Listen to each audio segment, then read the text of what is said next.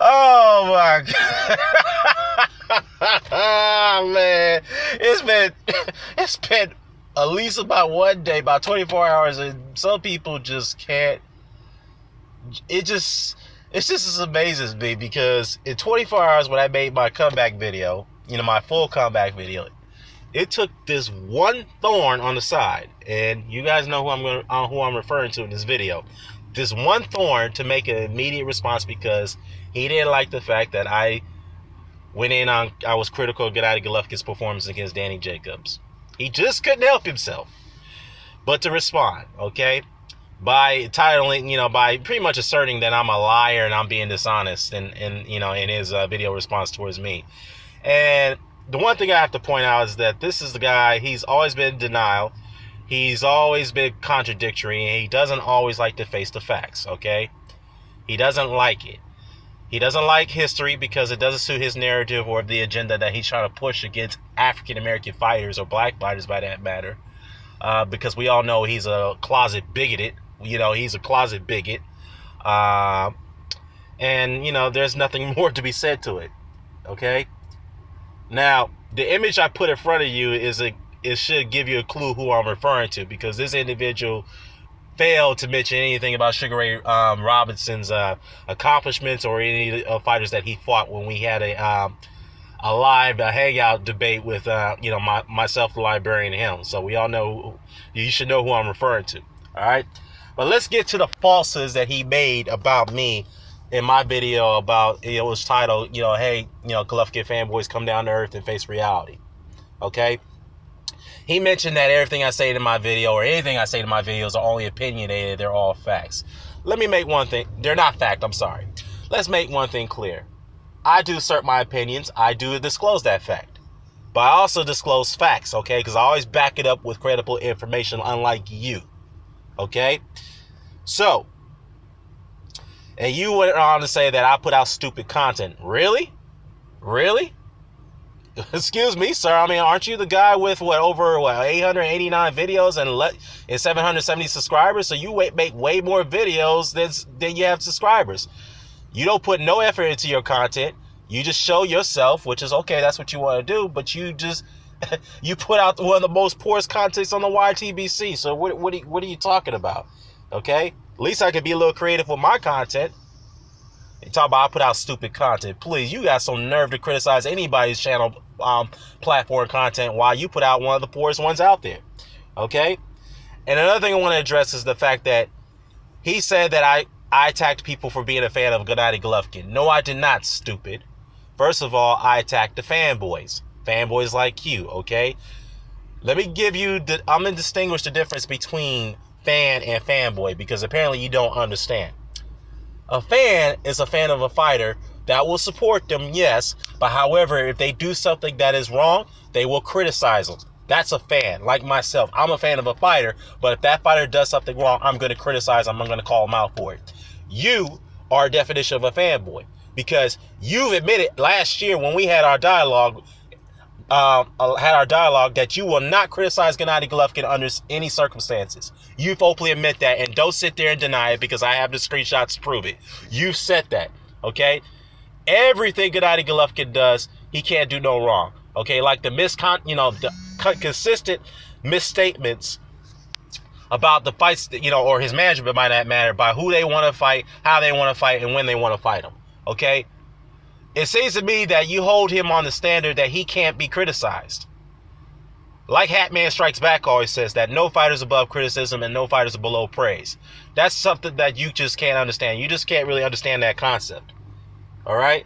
So when someone's critical of Gennady Golovkin or any other fighter by that matter, I don't care if it's Manny Pacquiao, I don't care if it's Vander Holyfield, I don't care who it is.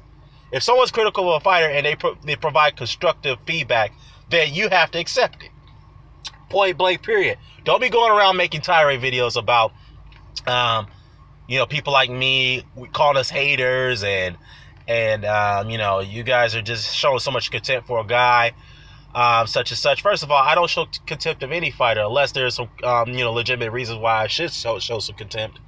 But it is what it is, And then you went on to say that I never made any videos of going after Floyd fanboys or Manny Pacquiao fanboys. Oh, yes, I have. Yes, I have, you dummy. In fact, you commented on those videos. I've gone after every fanboy, not fighter fanboy. I went after Floyd fanboys, which I got criticized for, and I went after Manny Pacquiao fanboys, which you are as well. You didn't like the fact that I did that, okay? And I've said this once, and I'll say it again. I'm a fan of the sport before I'm a fan of any fighter. That is the bottom line, okay? I always show impartiality when it comes to certain situations on fighters and the business aspect of boxing. I've always done that, and I've been very consistent, okay? Every fighter that I liked and I enjoy watching that I've supported, I've criticized. I criticized Andre Ward. I criticized Deontay Wilder. I've criticized Anthony Joshua to an extent, and so forth, okay? So don't sit there and tell me that I haven't criticized any fanboys. In fact, you try to include me as a fanboy. So don't go there, all right? Now the Lara Golovkin situation. You didn't like this fact that I brought up this issue again. Let's talk about this because you seem to be you seem to be in denial of this situation, even though the evidence was presented in front of you of how this situation boiled down. Yes, Lara's management admitted that they never made an attempt to make the fight with Gennady Golovkin. Okay. Fine. But it seems like you and these other Golovkin fanboys used that as ammunition to get Gennady Golovkin away from Erislandy Lara, to even dismiss the fact that this fight could go down, all right? Let me remind you, it was Golovkin and his team that called out the division that Lara fights in, 154 to 175. And then when the heat got on their asses, they scaled it back to 154 to 168. All Erislandy Lara did, along with Andre Ward, was respond to the challenge. That's all he did. And guess what? You neglect to mention that, what's his name? Tom Loeffner was asked about a potential fight with Erislandy Lara. He dismissed it. He said, no, we're not interested in fighting Lara. We're interested in other fights. Okay, then, if that's the case, then why the hell would you call out the entire division and say that we'll fight anybody, and then you want to scale it back and move the goalposts and say, well, we'll take this fight for certain circumstances. We'll take this fight, but we're not interested in this guy. It's unbelievable because it seems like guys like Andre Ward and Erislandy Lara, when they call out, when they answer the response to the challenge, they get criticized. I just don't get it. I really don't. Again, I'll admit, I've already said this many times that yes, I acknowledge the fact that Lara's management have admitted that they never made an attempt to make the fight with Gennady Golovkin. I get that. But you've also neglected to mention that last year, Lara's management came out and said, we're ready to fight him now. Let's make it happen. Why has Golovkin been very dismissive of Erislandy Lara? Why hasn't he responded to him? Explain why. Explain that. Oh, I know you're going to say, well, why should he fight Lara? Why should he fight Lara? Really? Why should he fight Lara? Why should he fight Lara? He doesn't bring nothing to the table. Okay, well, if you're going to say that, then you're going to have to give Carl Froch a pass for not fighting Gennady Golovkin, which you and others have criticized Froch for doing, right? Right? But let's make something clear here. Carl Froch was at the end of his career, okay? He had a very, very tough career. He's beaten the best of his division. He's beaten pound-for-pound fighters. He's beaten all the elite fighters that he could fight, okay? He was looking for one big fight, a big money fight, and that was Chavez Jr. And let's be honest, Golovkin was an up-and-coming fighter then. He didn't bring nothing to the table. That is a fact. I know that's a harsh reality, but you're going to have to face it. Point blank, period. So if you're going to say that Golovkin should not be fighting the likes of Lara or Andre Ward and give him a pass for not fighting those guys, then you have to give Carl Froch a pass for doing the same thing. Period. You have to do it. You have to stay consistent, which you're not very good at. All right? Now, everybody's talking about this exposure argument. Man, it's getting overblown already. I'm going to be honest with you. Especially Ward and Kovalev. I mean, how in the world... Okay, let's put it this way. Andre Ward has got caught with some big shots, okay? Yes, Sergey Kovalev ducked him with a good shot. Yes, he did. Andre Ward has been knocked down before. Prior to that, against Darnell Boo, he was caught with a big shot. Okay, these are two heavy punchers. All right? These guys could put you down with one punch. They have that one punch knockout ability. But you neglect to mention that after that knockdown, Andre Ward adjusted where Kovalev couldn't land flush with that shot again. You also neglected that Kovalev was a guy who's getting breaking down and getting worn down with body shots by Andre Ward, which you didn't want to give him credit for doing, while you giving Canelo Alvarez credit for applying body shots on his opponents. The same thing with Golovkin. So there's another contradictory on your part right there. And then you went on to say that, well, go on to this Jacobs and Golovkin situation. Well, Golovkin dominated that fight because he out-jabbed Jacobs. Really? Because it seems like you and these other people are using that jab argument as an excuse why Golovkin won the fight. He dominated. First of all, Golovkin didn't dominate that fight. And second of all, not Andre Ward, Abel Sanchez and Gennady Golovkin will disagree with you on that because they didn't think they were dominating the fight. In fact, Abel Sanchez was in the corner imploring Golovkin to be urgent, be active. You got to start throwing punches, man. Because they weren't sure about the fact that they were dominating the fight based off that body language and based off their facial expression, because Golovkin, in most part of that fight, was discouraged because he couldn't get his way with Jacobs like he did with lesser opponents. That's the bottom line. Okay? And speaking of the jab department, is this, again, you guys seem to use this argument as a justification of how Golovkin, quote-unquote, dominated the fight. Yes, he outlanded Jacobs in the jab department. I'll admit that Golovkin had some good jabs in that fight. I'll admit that. But you also concede to the fact, you should also know that Andre Ward outlanded Sergey Kovalev in the jab department, which you got incorrect. It was not by that many punches, but he did. So, by using that argument, you just openly admitted, and you and others just openly admitted that Andre Ward actually did win the fight against Sergey Kovalev because he out-jabbed him. Oh, man, I mean, I don't know how many times I've said this again, but you're easy to pick apart. Easy to pick apart, all right? And what else are we on to say? Gift decisions. Ward got a gift decision over Kovalev. All right, that's your opinion. But guess what? Ward's going to shut everybody up by taking the rematch, which he should, even though that was previously signed. Yes, he's doing the right thing. He's taking the rematch. You guys are screaming for it because you felt that Kovalev got robbed. Okay, I don't think he got robbed. That's my opinion. And that's your opinion if you felt he got robbed. But then again, in the second thought, you just changed your tune with one of your Goodish supporters. You going back and forth with him, the guy who likes to lecture everybody about science when it came to Beldellia with Povetkin. You changed your tune and admitted that was a close fight. It could have gone either way. He got upset with you by your stance on that. So I don't get it, man. It's like you say one thing. You said that Kovalev beat Ward pillar to post all over the ring, and then you change your tune by saying that, it was a close fight. Could have gone either way, but I felt Kovalev won it. What? Wow. Okay. Now, but anyways, both Golovkin, Jacobs, and Ward and Kovalev, yeah, they're both controversial in many ways based off the outcome. The difference is that Ward and Kovalev is on the scale of Hagler and Leonard. All right? Jacobs and Golovkin, some would argue that wasn't a close fight, that Jacobs won. Some of you deluded Golovkin, you and the Golovkin fanatics, fanboys, you said that fight wasn't close. All right, Golovkin won it because he won the jab department. Well, okay. Well, most would disagree with you because most people felt that was a close fight. Some say it should have gone either way, which I disagree with. So with that said, with all these conflicting issues, how people are divided on the outcome of the fight between Golovkin and Jacobs, you should advocate for a rematch. Just like you others are advocating for Ward and Kovalev, which will happen. Even though they already signed the contract, I get that, prior to their first fight. You should advocate that Jacobs and Golovkin should fight in the rematch. Golovkin should get in there with him again and shut the critics up. That's the right thing to do. But no, you're not going to advocate that for that. Why? Because you're going to say, well, Golovkin got bigger fish to fry. He should be fighting for the Saunders and unification bout for the undisputed middleweight title. I mean, hey, nothing wrong with Gennady Golovkin for doing that. That's cool. But what I suggest he does is that, okay, if you don't give Jacobs an immediate rematch, then fine. Fight Saunders and then give him a rematch after that, because I think he deserves it. Now, if you say otherwise, then you are deluded fanboy, which you already are. So it's no point of arguing that fact. But anyways,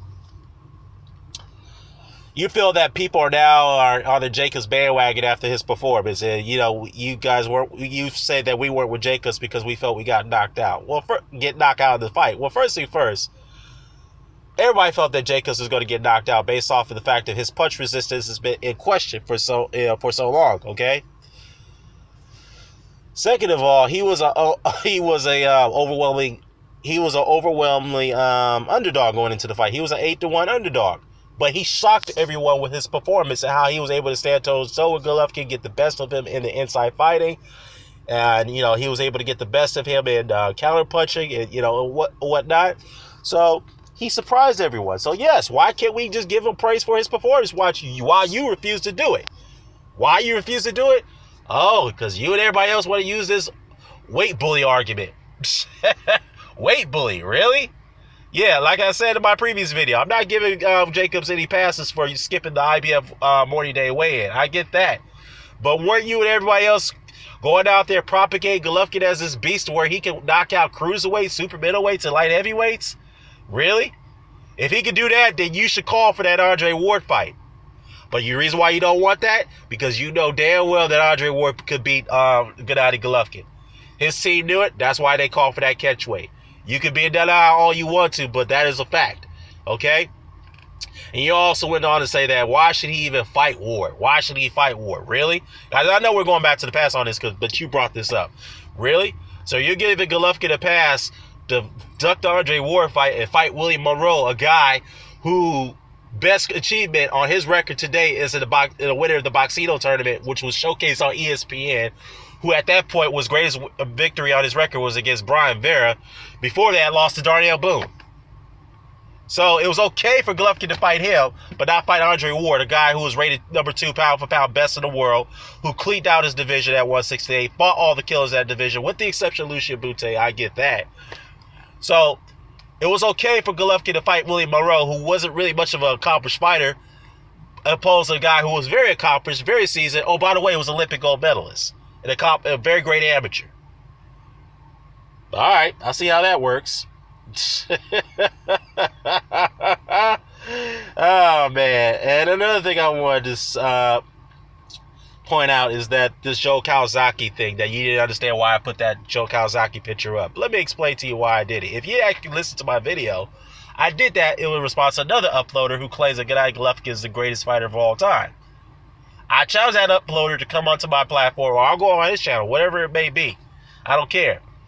If he really believes that Gennady Golovkin is the greatest of all time, then he needs to prove his case against Joe Kawasaki.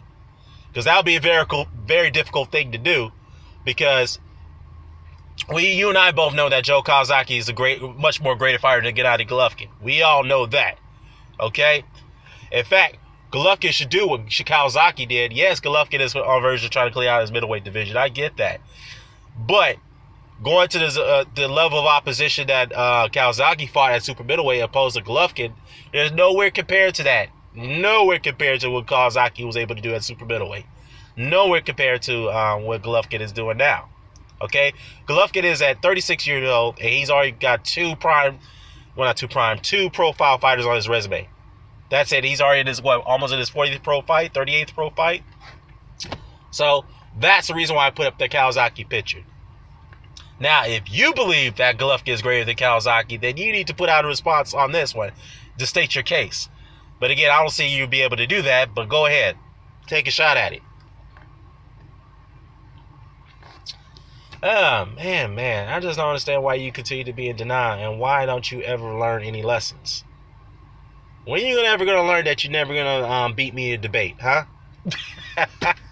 You're never going to do it, man. So just give it up already, all right? And stop going on these goddamn tirades about people making constructive videos about Golovkin, all right? First of all, you make countless opinionated videos slandering Andre Ward, Guillermo Rigondeaux. I don't have time to respond to all of them, but hey, you want to do that, so be it. And speaking of that, it seems like you and others like to give Golovkin credit for fighters that he didn't fight because they ducked him, but yet you would crapped on Guillermo Rigondeaux, for fighters who refuse to fight him, but give them a pass for doing that. So how hypocritical is that? You want to talk about hypocrites? So come on, man. Be consistent. And you want to talk about champions should be given decisions in close fights? Really? Are you saying that Junior Witter should have gotten the benefit of the doubt against Tim Bradley when Tim Bradley went over there and fought him for the world title in England? Are you saying that Bernard Hopkins should have gotten the benefit of the doubt when he fought Joe Kawasaki for the light heavyweight title? Huh? Is that what you're saying? Are you saying that Carlos Kudras should have gotten the benefit of the doubt against Roman Gonzalez, which you won't even give Kudras the benefit of the doubt? Man, be consistent. That's all I gotta say. I'm out.